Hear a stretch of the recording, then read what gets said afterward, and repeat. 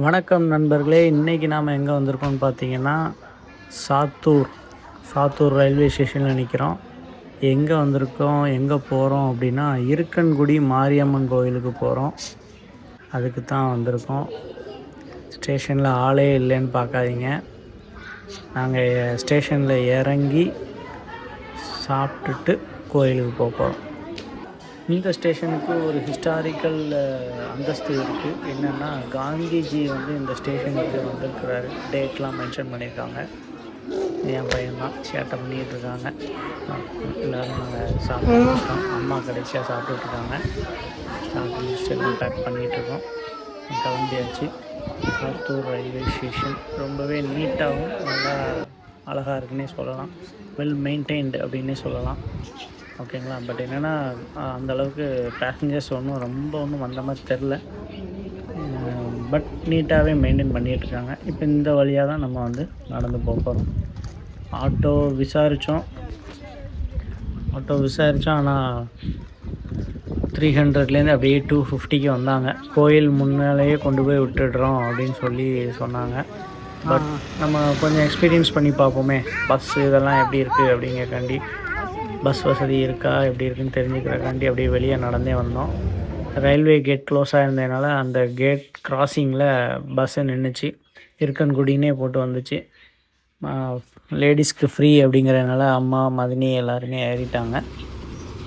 நானும் என்னோடய அண்ணா ஃபேமிலி, என்னோடய பையன் பிரமாதன்.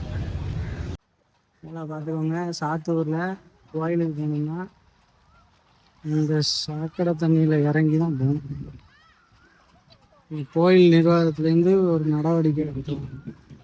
சாக்கடைக்கு ஒரு குழாய் போட்டு தண்ணி அடியிலோடி போகிற மாதிரி வைக்கலாம். மக்கள் எவ்வளோ சங்கடப்பட்டு இதில் போகிறாங்க பாருங்கள். இது என்ன தண்ணி? சாக்கடை தண்ணி. சாத்தூர் ரயில்வே ஸ்டேஷன்லேருந்து இருக்கன்குடிக்கு ஒரு 30 to 40 minutes ட்ராவல் பண்ணோம். அங்கே இறங்கி நான் ஏற்கனவே காமிச்சேன் அந்த பாதை வழியாக வந்தாச்சு. ஓகேங்களா. உள்ளே வந்ததுமே அந்த வைப்பு உங்களுக்கு கிடச்சிரும். நீங்கள் கேட்குற அந்த மேலே சத்தம் அதெல்லாம் பார்க்கும்போது உங்களுக்கு அந்த வைப்பு தன்னால் கிடைக்கும்.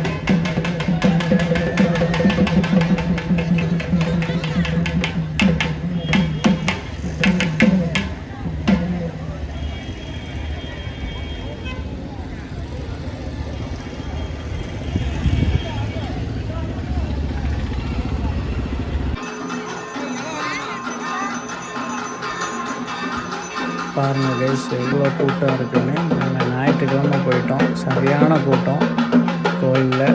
வெயிலும் பயங்கர வெயில்.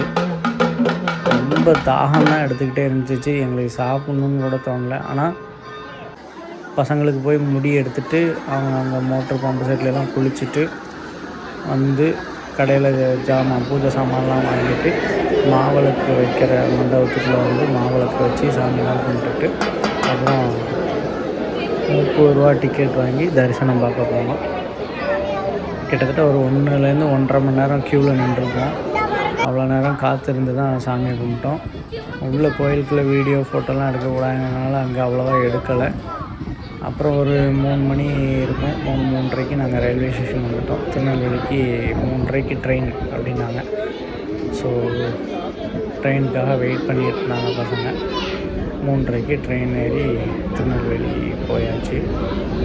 இந்த மாதிரி இன்னும் நிறைய vlog வீடியோஸ் பார்க்குறதுக்கு நம்ம சேனலை சப்ஸ்கிரைப் பண்ணுங்கள், ஃப்ரெண்ட்ஸ்க்கு ஷேர் பண்ணுங்கள். தேங்க்யூ.